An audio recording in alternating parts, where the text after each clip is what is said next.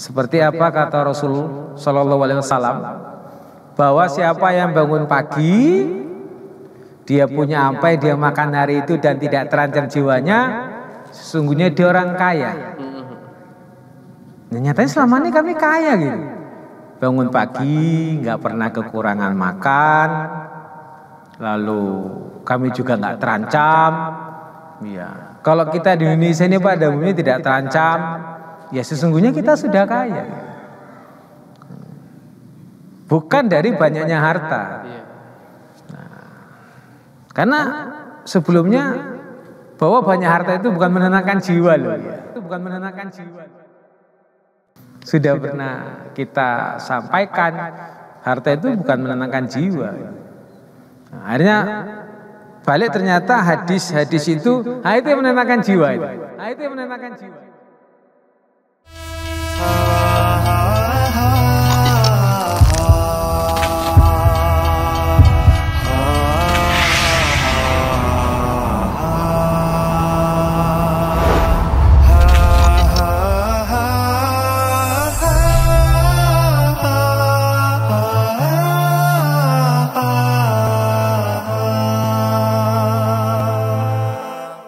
Nah ini terakhir nih, balik lagi nih.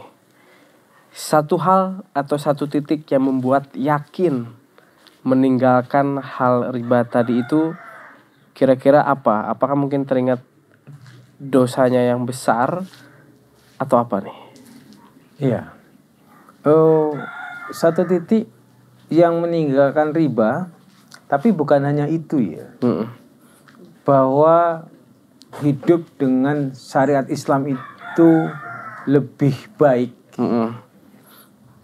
Ini yang membuat kami sepakat.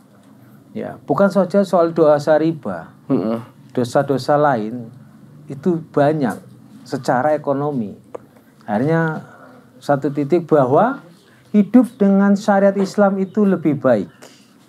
Karena kalau hidup dengan syariat Islam berarti semua masalah itu selesai.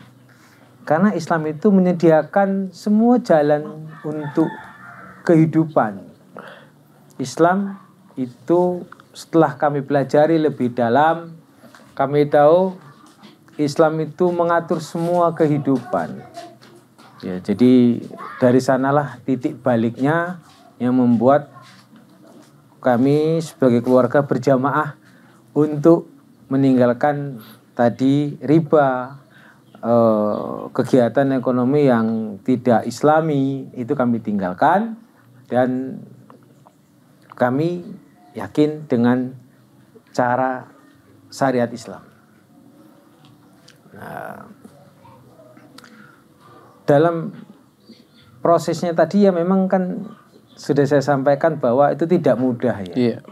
Tapi ketika kita bisa pada satu titik dengan keyakinan tadi, dengan titik balik yang kita jadikan momen, ya, maka semuanya jadi mudah. Kan itu. Mungkin dalam prosesnya akan ketemu benturan. Nah, akhirnya setiap kali benturan kami akan kembali ke Al-Quran. Ya dibaca aja sih Quran itu. Lalu kami punya beberapa buku hadis yang kami miliki. Lalu kami baca saja buku hadis itu, dan pasti Allah akan menunjukkan jawabannya. Ya. Dalam ikhtiar kita menemukan jawaban atas masalah-masalah yang kita hadapi. Ya, ini kadang orang menganggap itu kan cuman apa ya, di atas buku ya, orang bahasanya itu cuman retorika. Jawabannya tidak. Jawabannya tidak. Kan itu. Di Al-Quran semua ada jawabannya. Ya, ketika muncul gangguan kaya itu kayak apa sih gitu. Iya. Gitu. Maka kami menemukan jawaban seperti apa kata Rasul Shallallahu Alaihi Wasallam, bahwa siapa yang bangun pagi, dia punya apa yang dia makan hari itu dan tidak terancam jiwanya, sesungguhnya dia orang kaya. Nah, nyatanya selama ini kami kaya gitu. Bangun pagi, nggak pernah kekurangan makan, lalu kami juga nggak terancam. Ya, kalau kita di Indonesia ini pada umumnya tidak terancam, ya sesungguhnya kita sudah kaya gitu. Bukan dari banyaknya harta. Iya.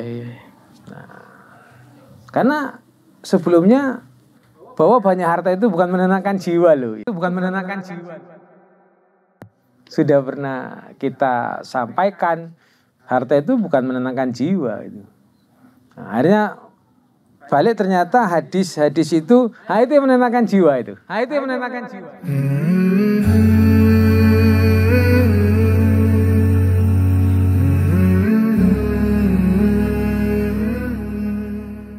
Anda tidak harus menjadi seorang ahli tafsir di Al-Quran, tidak harus jadi ahli tafsir hadis, ya, karena Allah itu maha luas itu. Ya, kitabullah, kitab yang dari dia cukup dibaca, maka kita ketemu jawabannya. Ya, itulah jalan paling mudah dalam mengarungi kehidupan ini. Oke, Masya Allah. Nah, terakhir nih pesan untuk orang-orang yang masih berkecimpung di dunia ribawi ini. Karena kan ada sebagian orang lagi-lagi kaitannya dengan masalah kehidupan. Saya tidak bisa meninggalkan hal ini karena ya nanti mau bekerja apa gitu. Sementara spesialisnya di sini. Atau belum bisa meninggalkan karena belum bisa meninggalkan kemapanan yang sudah dijalani. Kira-kira pesannya apa nih? Nah, untuk teman-teman kaum muslim, jangan takut ya. Allah itu buminya luas. Dia pemilik perbendaharaan langit dan bumi. Bahwa dia menyiapkan semua bumi dan perbendaharaan diantaranya adalah untuk manusia. Ya, kalau katakan kalau nggak kerja di situ mau kerja apa, makan apa, jangan takut. Ya, Allah bersama prasangka hambanya. Ya, saya kutip satu hadis yang disampaikan oleh Aisyah radhiyallahu anhu. Ya, apa katanya? Rasul berkata, mintalah kepada Allah walaupun tali sepatu. Bayangin ya, tali sepatu kan tinggal ngambil gitu. Iya. Tapi kata Rasul, mintalah walau tali sepatu.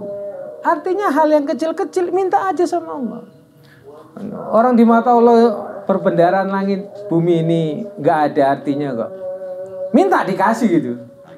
Jadi tinggalkan yang tidak sesuai dengan syariat. Jangan takut, bumi Allah luas. Iya. Ya, pasti akan diberi. Kalau kita ngambil satu lagi contoh yang sederhana, cicak itu merayap di dinding, makanya nyamuk terbang. Bayangin tuh, Nyamuk terbang. bagaimana Allah. Nyamuk tuh terbang, cicak di dinding. Nggak mungkin cicak terbang ngejar nyamuk loh ya. Tapi Allah itu maha adil. Cicak dikasih makan, yang dimakan nyamuk yang terbang.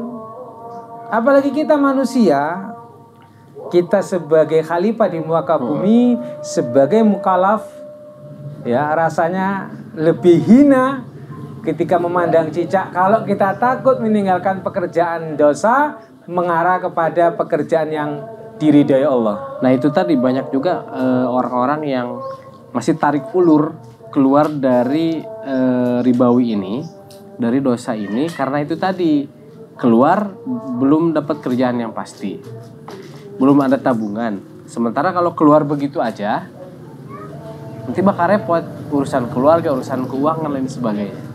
Betul. Ya. Kita akan berpikir mungkin secara filosofis ya. Iya. Kita dikeluarkan ibu kita nggak pakai apa-apa loh. Padahal yang jamin cuma ibu. Hidup. Ibu itu kita punya apa? Lah kita keluar yang jamin Allah. Yang kita keluar dari situ udah berpakaian, sudah lengkap, sudah kuat. Lah kok takut? Ini kan lucu. Ini lucu banget gitu. Ya, gitu. Ya, bayi aja kita keluar itu dijamin Allah, ya, yang ngurusin ibu kita. Nah, kita keluar dari maksiat yang jamin Allah. Kita sudah kuat, sudah diberi kelengkapan, kok takut? Nah, ini kan lucu. Iya. Gunakan logika kita bahwa ketika kita meninggalkan sebuah keburukan, kita mendapatkan 2 kebaikan.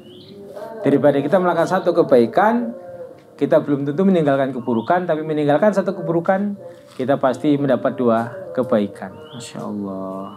Nah terus ada orang yang mengatakan, ya kan, ya nggak apa-apa lah kerja kayak gini gitu, kan nggak ganggu orang, nggak daripada nggak membuat orang lain susah, terasa susah, rugi lain sebagainya. Iya. Toh kehidupan pun aman-aman aja gitu. Iya, iya betul. Ketika kita mengerjakan pekerjaan itu nggak ada yang dirugikan. Menurut kita, atas perbuatan kita berapa orang yang berdosa tuh? Hati-hati loh ya. Iya. Maling lebih baik. Dia nyolong hartanya orang 1 orang. Dia dosa sama 1 orang. Pekerjaan itu kita kerjakan merugikan banyak orang. Yang minjem, yang dipinjemi, yang nulis, yang menyaksikan, dosanya sama loh. Hati-hati. Nah kalau maling, saya nyolong, ya saya nyolong barang orang 1 orang, saya dosa. Nanti orang itu nyari saya, weh, dulu mana barangku kau curi? Sudah, dipotong dosaku. Palaku dipotong, dosanya untuk saya gitu. Sebaliknya, yang saya kerjakan tadi ada 4 loh. Bukan 4 orang maksudnya. 4 bagian ya? Yang terpapar.